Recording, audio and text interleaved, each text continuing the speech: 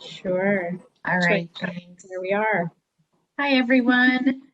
Thank you for joining us today. My name is Kelly McElhenney, known as Miss Mac to all the children around school.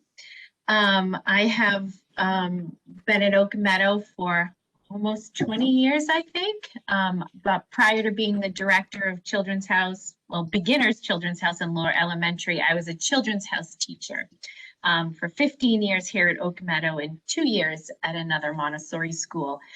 So during my 15 years here, I have lived through many of these transitions of our kindergartners to our first grade lower L program, well, first through third grade.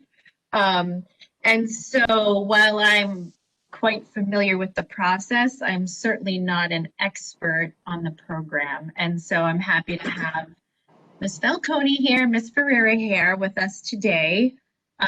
They are the experts, at least in my eyes, they are. So before we get into the introductions of Sarah and Natalie, I just wanted to walk you through what today will look like. Of course, in past years, it is our goal to always have you be here and in person and actually see the classrooms in action.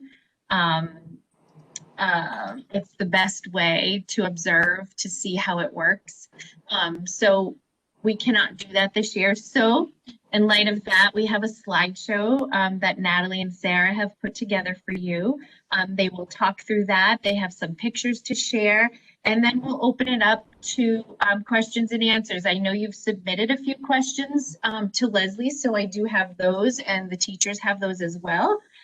But feel free to ask away once we get to that part. So included on this slide are also our assistants who are with the children right now, but we wanted to give you a little brief introduction of Suzanne Barrier, who works with Natalie, and Jen Johnson works with Sarah.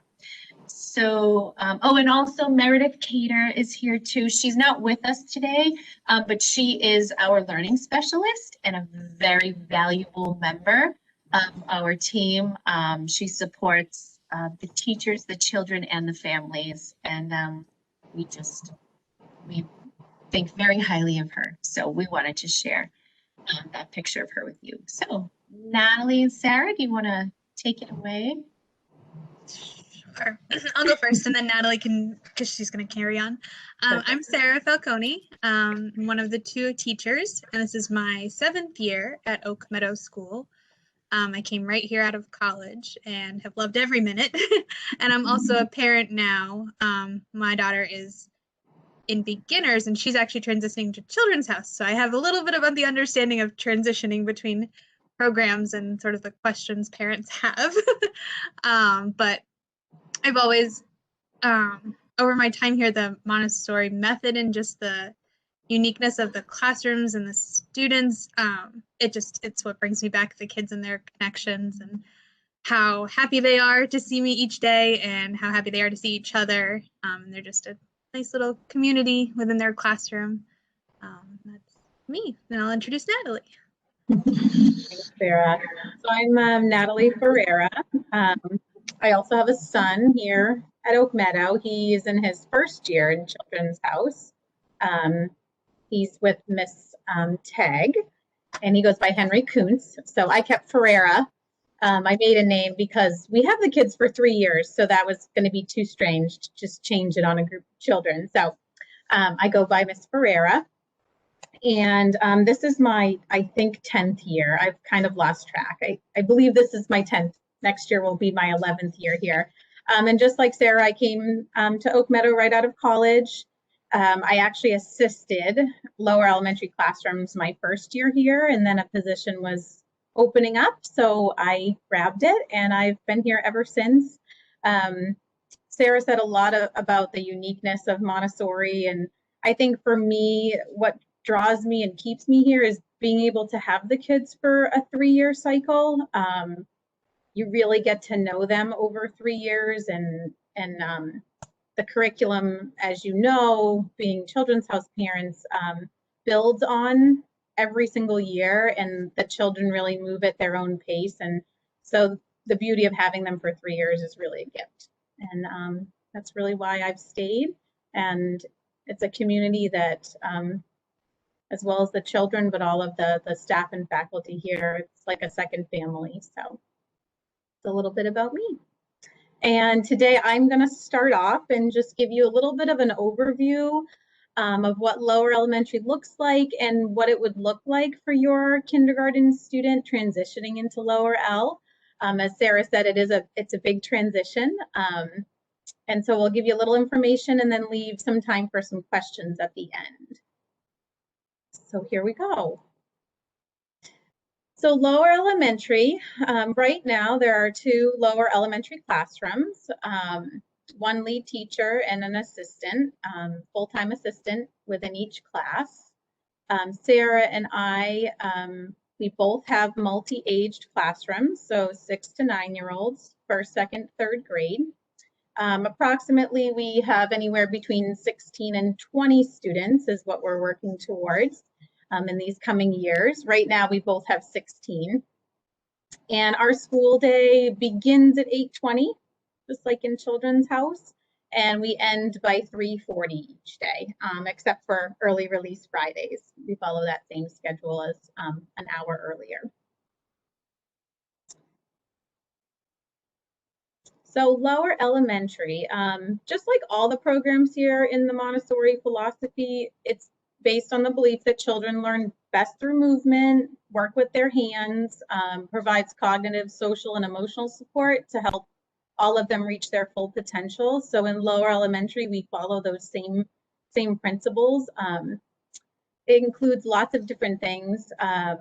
We address their needs as they enter each new period of development. So in lower elementary, we start with the concrete and they move towards the abstract. There's a very heightened interest in the social parts of their day at this age. What you'll see a lot in lower L is the children start to move away from just maybe playing with 1 or 2 friends, and they start to really branch out into group play. Their thinking and memory is enhanced by creativity and imagination. So they hold on to that creativity and imagination, and we really foster that in all the works that we do. Another really big part of lower L for this age group is their fairness, their social justice, and their compassion. I think one of the biggest areas that we focus a lot on is fairness at this age. And because we have first, second, third graders, that comes up an awful lot in the good and in the bad.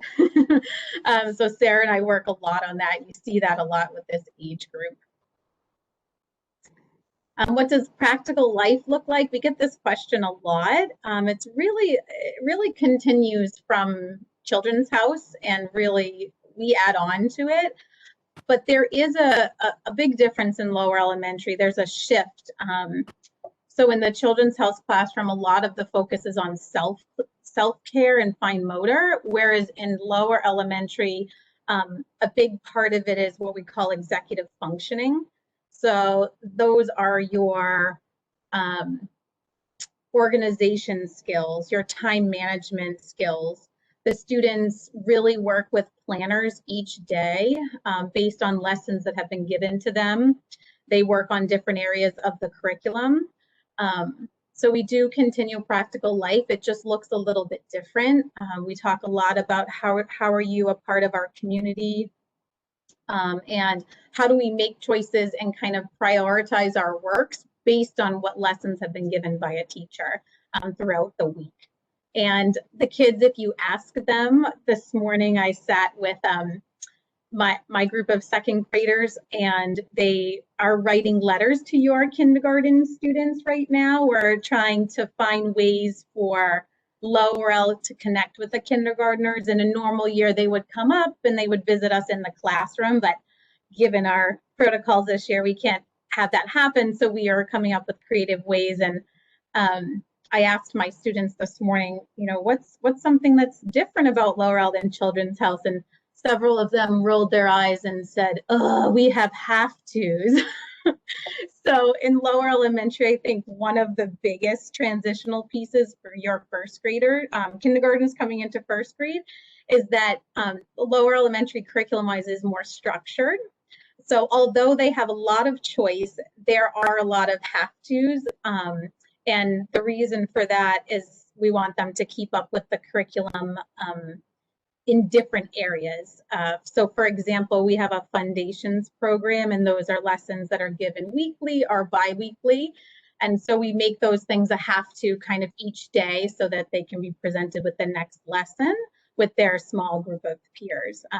So the kids will tell you the differences if you ask them to. So when your kindergartners meet with our little guys, we're hoping we can do a WebEx meet. I'm sure our lower L students will let them know all the things that are different, whether they like them or not. So I think you know a lot about working at one's own pace since you've had your little guys in Children's House. They're free to work at their own pace, but also they're not going at it alone. So us as Montessori teachers, we closely observe each child. We provide materials and activities that enhance their learning and build onto the skills that they already have. We have, provide gentle guidance to help each child master the challenge that's presented to them. And we really protect them from moving on before they're ready. And what's really nice is in a lower L classroom, we have a lot of materials that you would see in a Children's House classroom. And so we're able to really work with the children coming up from Children's House and present them with works that maybe they haven't seen before, or works that they have had previously in a Children's House setting.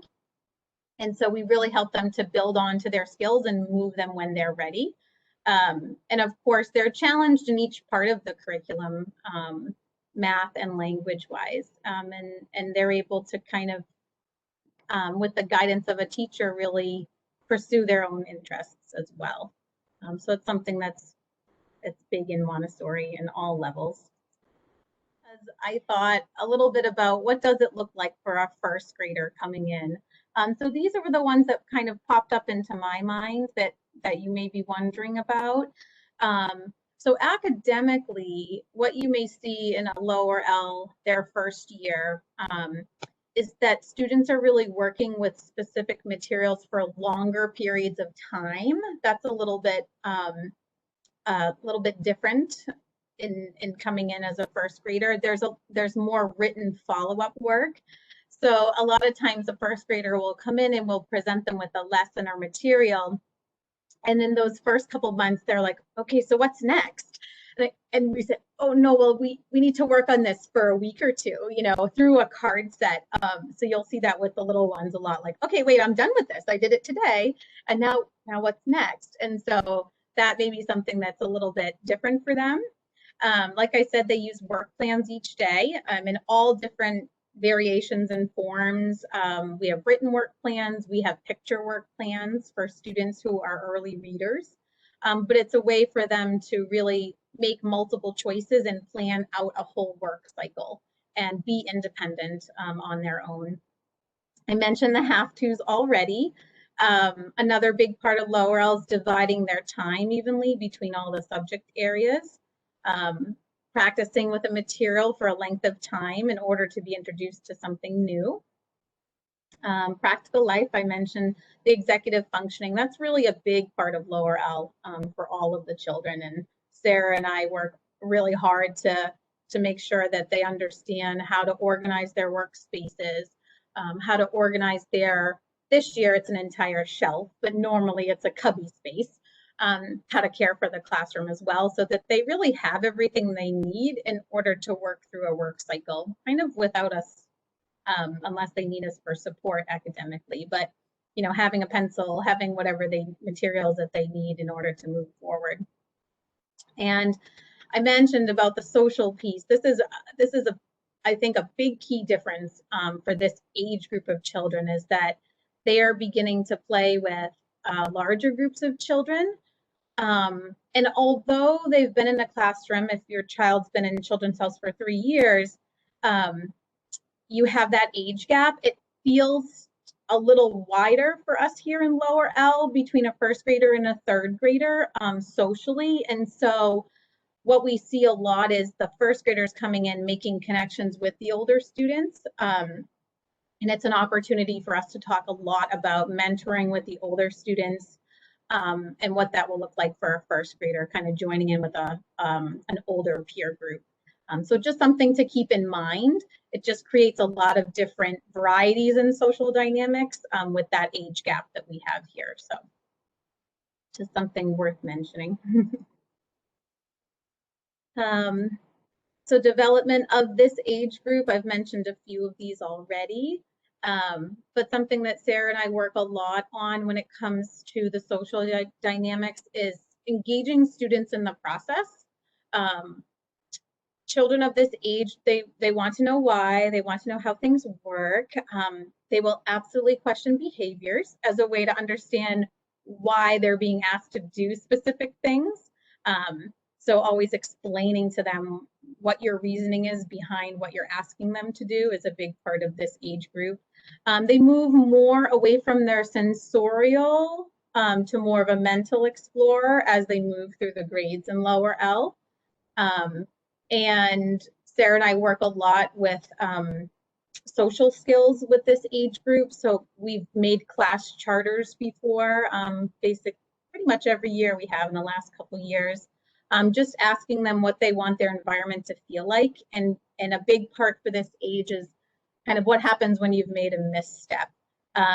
So when they're young, a big piece of it is, you know, if they've done something to hurt somebody else's feelings, usually the words are, I'm sorry. So Sarah and I work a lot with giving them the language and the words to really be able to communicate to one another, you know, what it is that we're asking of each other and our understanding of how we want all of us to feel while we're in our classroom each day.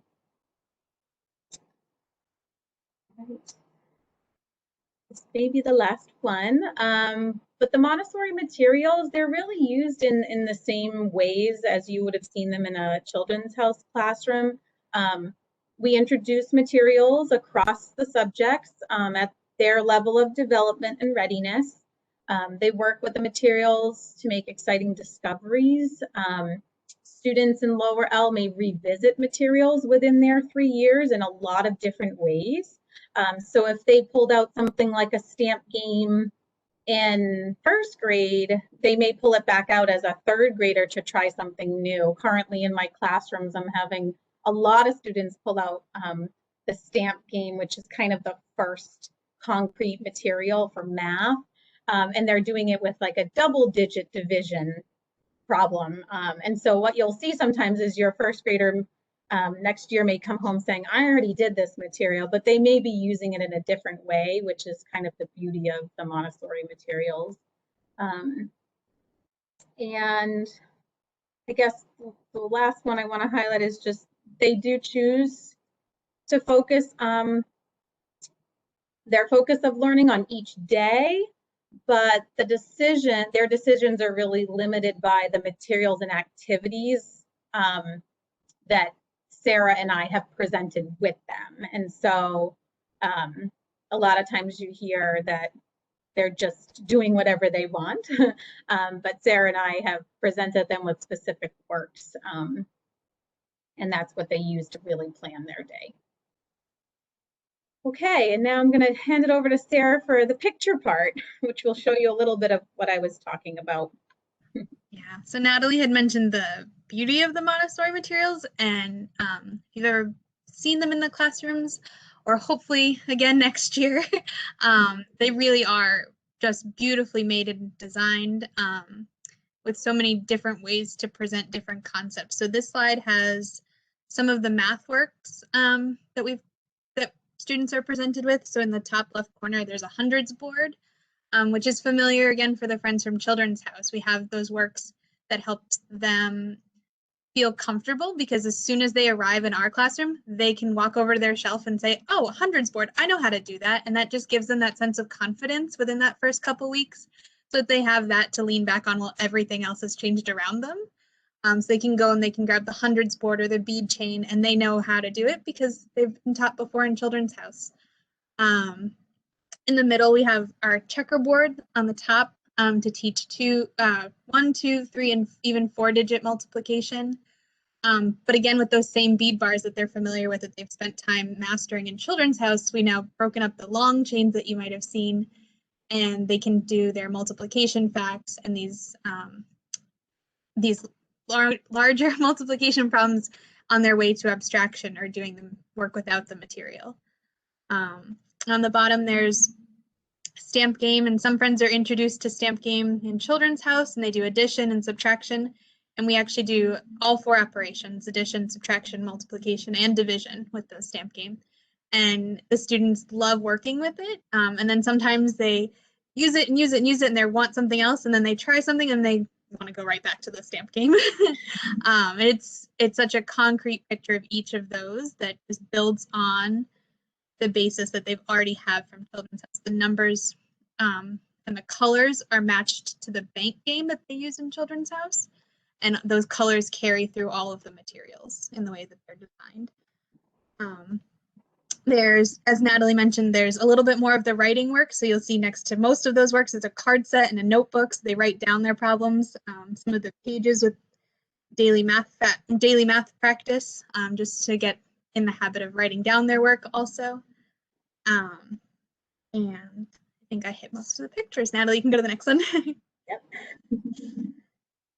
So our language curriculum has a couple different parts. Our reading program, as Natalie mentioned, is the Foundations Phonics program, which is a cycle. I think I have the wrong word, but we teach it each year, and it actually starts in kindergarten. So the letters and concepts and sounds and cards that they've learned in Children's House go right into the 1st grade program, and we do 1st, 2nd, and 3rd grade with Foundations, as they learn the different sound parts and syllable types. And then it also carries over to the spelling program as well. So the Foundations is some of the pictures of the work, especially the bottom right with the tile board next to the movable alphabet. So again, another familiar material from Children's House is the movable alphabet, and we use that and then transition to the tile board with the magnets as they learn about words and letters that need to be stuck together like digraphs. And the other parts of our language curriculum are the grammar, which is the top left. So the Montessori grammar is all symbols, and we teach students the different parts of speech using symbols and stories and impressionistic lessons. And they can work on symbolizing sentences and writing sentences and figuring out the parts. And we go through all of the symbols each year and eventually work up to where the students can just look at the sentences and symbolize all the parts of it, and then also work towards sentence analysis. So phrases that we know, like subject and predicate and verbs, direct objects, that's where we head towards grammar and lower L. And then it carries over even into upper elementary, they're using those same skills. And in the middle pictures, there's some word studies. So all of the other language concepts, there's hundreds of them, but the synonyms and antonyms and homophones and capital letters, all of those are done in series. So each student gets a lesson on it. So the student is working on capital letters. So they would have received a lesson from Natalie or myself about capital letters, and then they use this card set to practice the skill. And there's usually about 10 sets that they'll do over a 2 or 3 week period. And then we check in with them as they're doing it to make sure that they're understanding the concept, but that's part of that working at their own pace.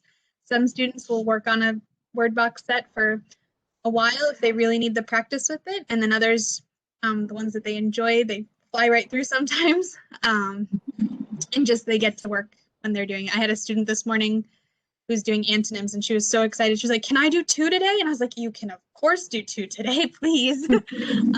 And she was just so excited to get her boxes out and set up her rug and do her work and then write it down and clean up and go on to her next thing. So you can go to the next one. So this is actually going to run also into the next one. But so we have our math and our language, and then our third curriculum area is cultural, and that includes everything else. So geography and science and STEM and biology and animals and plants, and all of those get wrapped up into our cultural. So this slide in particular is about STEM. So this year, Natalie has been the champion of our science projects, and we are doing small scientific explorations in our classrooms where students can test out their theories. This one in particular was about building a boat, and then trying to see how many rocks it would take to sink the boat. They had to try 3 different designs and keep track of how many rocks they used, and then compared them with their friends. And I think the marshmallow one was about structures and weight. I haven't looked at that one yet for my class. So just trying to find ways in this setting, because normally we might be able to all do a science experiment together, but we have to make sure everyone has their own materials and has what they need. And so we're trying to find ways that we can still do fun science, but also keep it as safe as possible with materials for everyone. So it's called science in the bag. Yes, thank you. Anything that's going to fit in the bag for that. Yep. Yeah. And so the other part of our curriculum is our specialists. They are called, I think we all refer to them as our specials, but they're nature, Spanish, art, and music. So in lower elementary, we still have nature with Mr. DeFlorio. Our time gets a little bit longer. Lower elementary has an hour and a half each week with Mr. DeFlorio, and they begin to hike down to the Cobb Conservation Land and explore that area. This week and last week, they were out tracking animals, having a lot of fun, learning from Mr. DeFlorio. And we also have Spanish every week for our students, and art with Ms. Karp, and music with Mr. Pixley, and Spanish with Ms. Senora Mueller. So many names. This year, And Jim.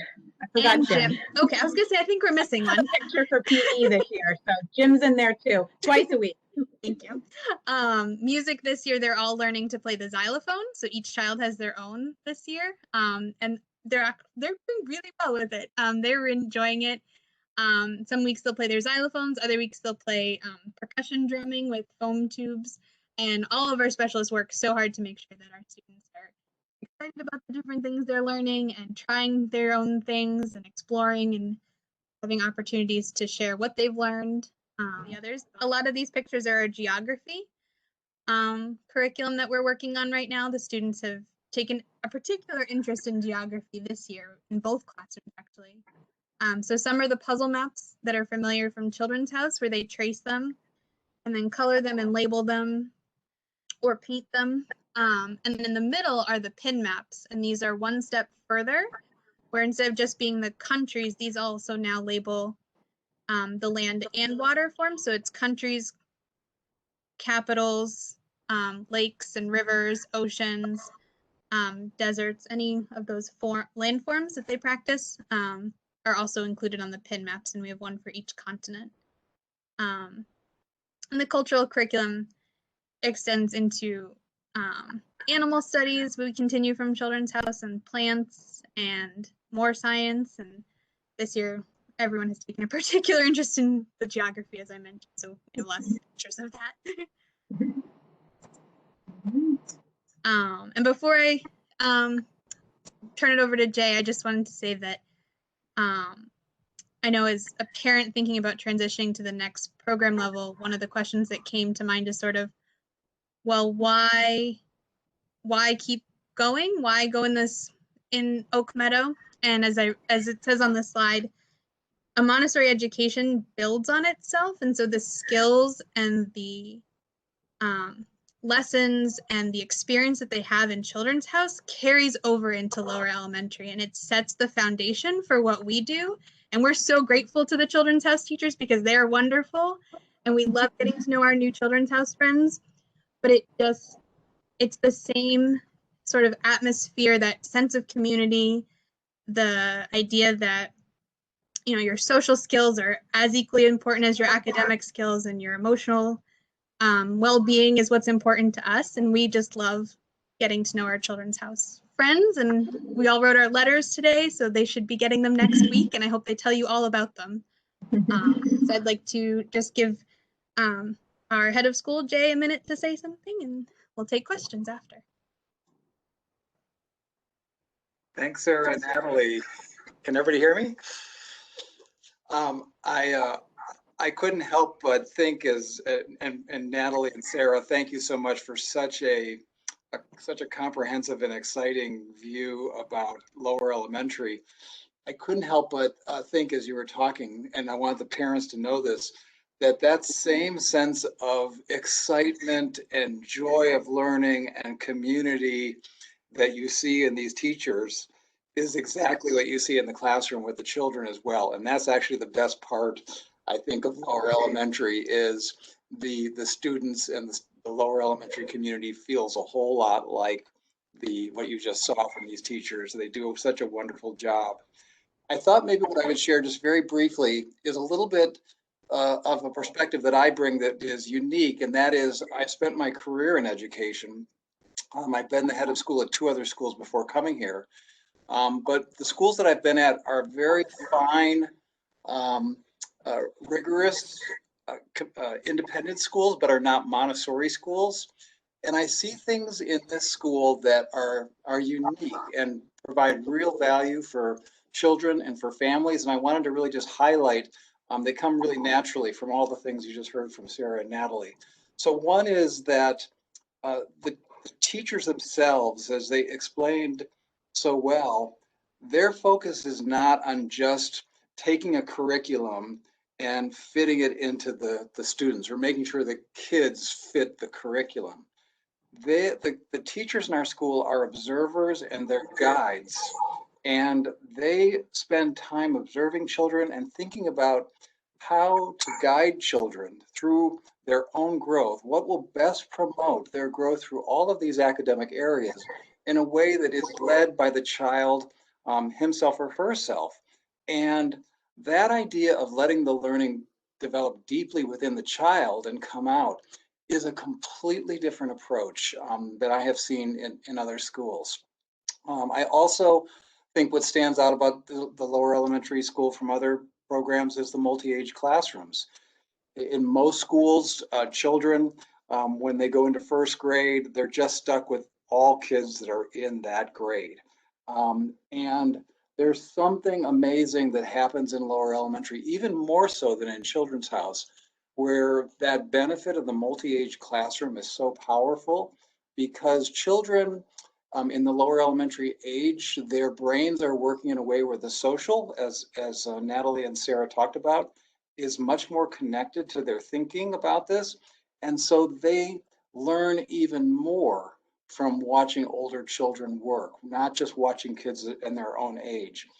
And for the older children, being able to teach children that are a couple of years younger and to mentor for them, those are powerful learning experiences. So it's not surprising a lot of schools are realizing that putting kids in grades where they're just stuck with kids their own age is not necessarily a very good way to go.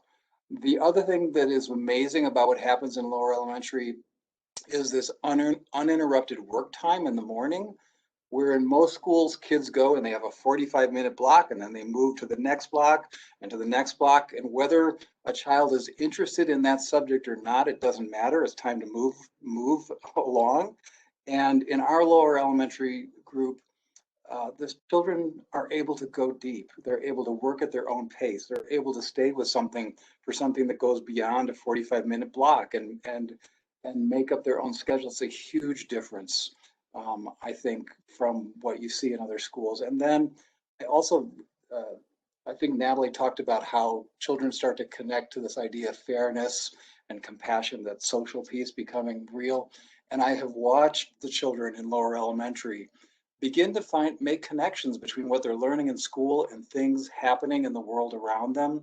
And that connection to something that is real in the world and not just abstract and something that kids read in a textbook in most schools is really powerful. So what I would tell you is, as a person that's been a head of school in other schools, there is something truly unique and valuable, and I'd say really at the front edge of really good research about the way children learn. And so if your children continue on and move into the lower elementary, you're going to find that same incredible learning experience, being engaged as learners, that continues in a powerful way. So Hi, this is Nar's mom. So thank you for all the wonderful introductions. Quick question about the first grade.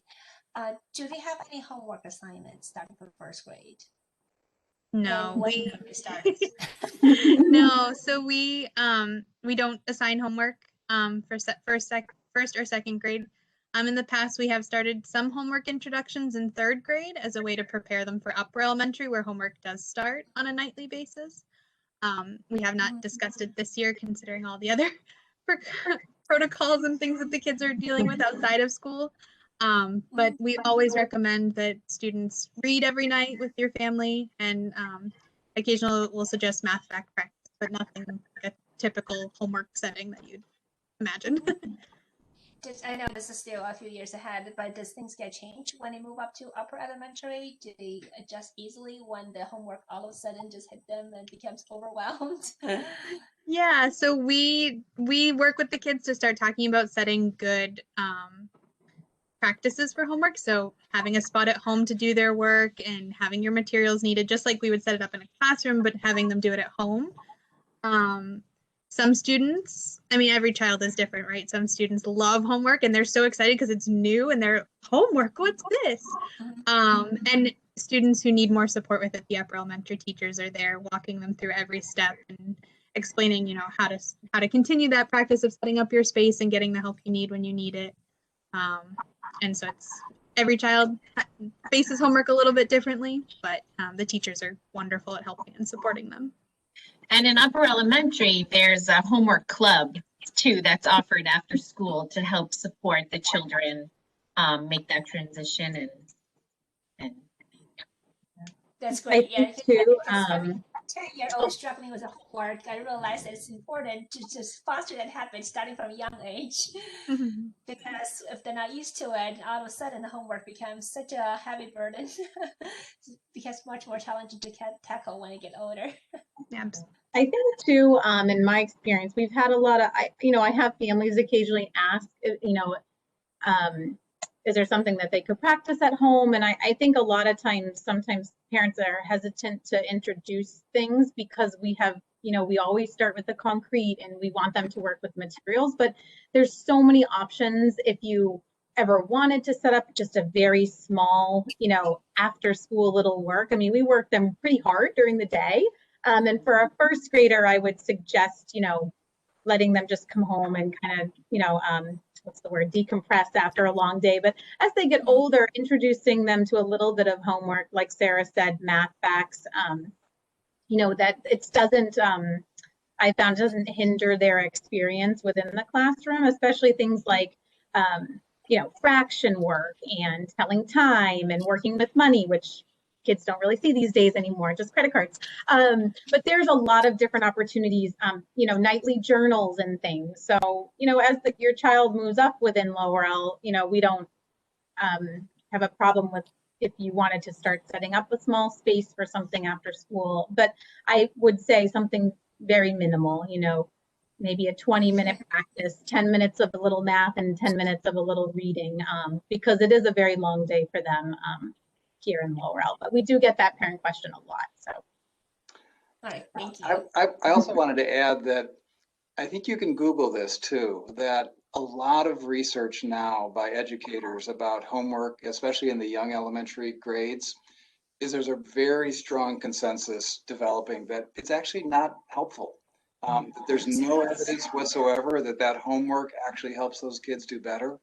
And that this focus on engaging them as learners and developing a love of learning and developing a sense of who they are and their capabilities and their confidence of what they can do, that those all end up being a lot more important. And what I can tell you looking down the road in our school is that as our students go through upper elementary and into middle school, they are, by the time they are in middle school in our school, they're working. Many students, if they're interested and able to keep pushing themselves, are working at math levels, at Spanish levels, and science levels that are well ahead of their peers. They not only test very highly in the ERB test that we take, but when they go to some of the most highly competitive independent schools around us, they test into advanced math, and they test when they get into science, they already know how to write science labs. And when they get to Spanish, they never start at Spanish 1. They're always starting, ahead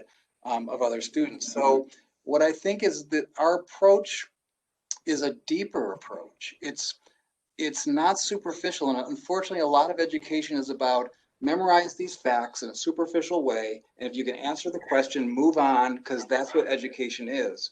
And our view is, no, education is really something much different than that. It's a deeper thing. It's an engagement in really being interested in wanting to probe something more deeply. And what we find is that children get to those same high results rather than all that drill and test and prep, but they get there with more joy and more of a sense of who they are and more of a love of learning. And when I talk to high schools that admit our kids, that's what they see. These are kids that are engaged as learners. They love to explore things. They want to try new things. That's just who they are as students. And that ends up having more value than all of the testing and prepping you can do. Excuse my ignorance about ERB test, but how does that compare to MCAS that the public school uses? Well, in reality, when you get to, especially you get to independent high school, but certainly as you go on to college admissions, everything is driven by the SAT. It's really not driven by state tests. It's driven by SAT. So the ERB is written by the same company that creates the SATs. So what we're doing is we're beginning as children get into the upper elementary, the 6-year program in 7th and 8th, they start taking tests that are very similar to what it's going to feel like to take SAT and PSAT tests. So they take a little bit more of that grounding. And so, yeah, I'd say our students, when you get to high school, that's what you're focused on is what are your SAT scores, where are you going to be able to be admitted? Our kids do very well, and again, go into the very finest schools. And I think that's a better metric than worrying about how we compare to the public school MCAS. But my only question, because I'm kind of familiar with the program as my daughter's in it, is about siblings, and maybe this is different during COVID, but do you try to put siblings together in the same class or not? And how do you deal with that if somehow, I don't know, is that distracting or is that actually a good thing? I'm just kind of curious about Yeah, actually, you're not the first one. We've had several questions about this, especially given this year. So the sort of answer that I had earlier was that typically we do our best to split siblings. We find that it gives each child their own opportunity to build their own social connections with other friends, and they're not watching what their sister's doing or watching what their brother's doing. We have had siblings together in classrooms and it's worked wonderfully, but we know that that's not the case for everybody. So it's also parent feedback. If you're a parent who's like, our kids cannot, it won't happen, it won't work, we take it into consideration. This year, of course, because of everything going on, we did place all the siblings together so that we could limit potential exposures to multiple classrooms. So far, so good. And, the students, usually when one is older, they've come in, they've established their friend group, and then as the other one comes up, they're trying to figure out their spot, and we work with them and we talk about, it's okay if your sibling is here and you can still play together. And sometimes the siblings either love being together, and so we have to separate them and have them find other friends to play with, and other times they want nothing to do with each other. So it's a little bit of everything, but generally we try to split them. Okay, thanks.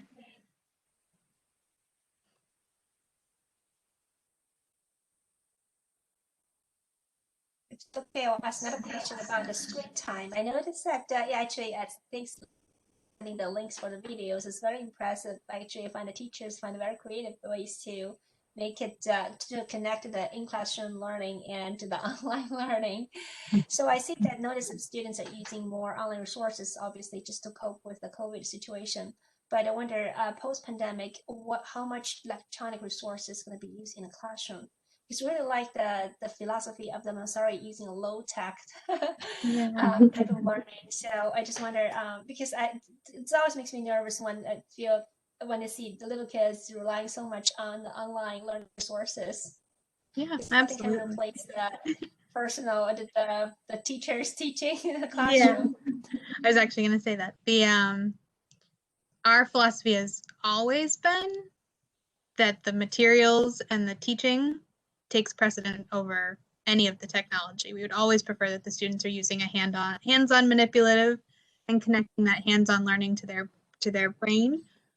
That being said, there is a spot as kids get older that they are learning technology skills, and we find ways to do it that are developmentally appropriate. So in the past, we've had like a classroom computer for students to share as they learn typing lessons, and working online, global citizenship, and online skills of being safe, is because this is the world we live in. This year, the students have their own tablets. As you said, we can't share things, so they all have their own that they're using, and then that gives us much more access to things that they can share, especially with our blended learning classrooms with friends at home and friends in school. As a team, we're still working on what it looks like post-pandemic because we don't know when or if that will be. I think we're working on making sure that it's there developmentally appropriate, and that's always at the forefront of our mind. Thanks. Notice that students have a difficult time adjusting to the public school way of teaching when they graduate from Montessori. I want to answer that question sort of on the academic level and the social level, because it's really, I think those are both important to think about in that transition from middle school to high school. So on the academic level, what I would say is the middle school, you even begin to find this in upper elementary. There's begins to be a move away from the concrete materials into more of the abstract thinking and understanding. You're now being able to understand these materials and where the formulas come from, for instance, with some of the math materials. So you're beginning to make that adjustment into even more abstract thinking in the upper elementary years. When you get to middle school, you really move completely into working with abstract ideas. And the middle school teachers are very, very conscious of making sure that those final 2 years will provide them exactly what they need academically to be very competitive in the high school space. We are very fortunate in that our math teacher and science teacher are actually former high school teachers in math and science. So they actually, I think when they first joined our school, they both were amazed at how much our children could do. And they thought, these kids can do these kids can really be doing high school work already in middle school. They were amazed at what they could accomplish. And part of it's we're a small school, there's a lot of individualized attention around each individual student's kind of growth and reaching all of their potential. So academically, and as I said, and you see this in the ERB test scores, that our kids outperform the suburban public schools in their ERB test. When they get to these schools, they not only get in and are accepted, they do extremely well. I think the social question is a more complicated one, because if you come from a class with, sometimes we have classes as small as 10 kids or maybe 15 children in an 8th grade class. That's pretty small compared to going to some of the public schools that may have hundreds of children who would be freshmen, depending. Littleton actually has a very small public high school compared to like Acton Boxborough is a much, much bigger high school. But what I have found as I've talked to alumni is that they've learned at Oak Meadow to connect in a very personal level with every student in the class. And they realize that every student in the class is very different. They have different interests, they have different talents and abilities, they have a different focus, they have different personalities. Sometimes they're easy to get along with, sometimes they're harder to get along with, but they don't really have a choice. It's not like in a great big school, you can say, okay, I'm gonna have this little group of friends and I'll just ignore these people because I don't really have to care about them. Here, they almost have to work together with the whole group, and they have to build community and develop those social skills of really building a strong sense of community with a group of individuals who probably have a lot of things that are very different from them. And what I say is the alumni tell me that for many of them, that gave them an advantage. They actually developed more social skills in learning how to collaborate, in learning how to appreciate differences and understand and have empathy for different perspectives and ways of doing things. And that gave them a strength when they went to these very big public school systems. So the students tell me they do fine. They may end up gravitating again toward a smaller group of kids that they connect with and, you know, develop friendships with, because that, I think, becomes natural for everyone in a great big school system. But our kids do very well at that, and I think they've developed some wonderful social skills along the way. That's great. Thank you. Yeah. They're also really strong self-advocates. And that goes a long way. And they know what kinds of things they want to get involved in. You know, if there's things that they had an opportunity to do here that they know they want to continue, or they know they want to try something new, they know how to plug themselves in really well. Awesome. Thanks. Yeah. Good. Excellent. Well, thank you all for being here.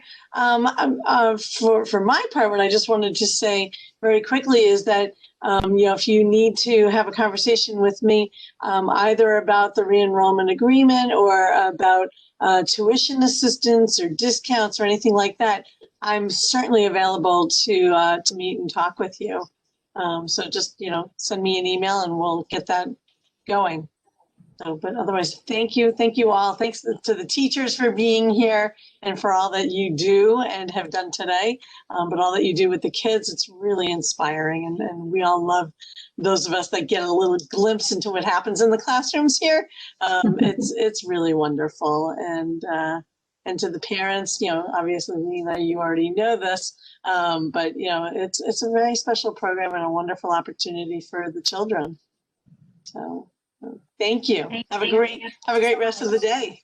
Thank you. Bye.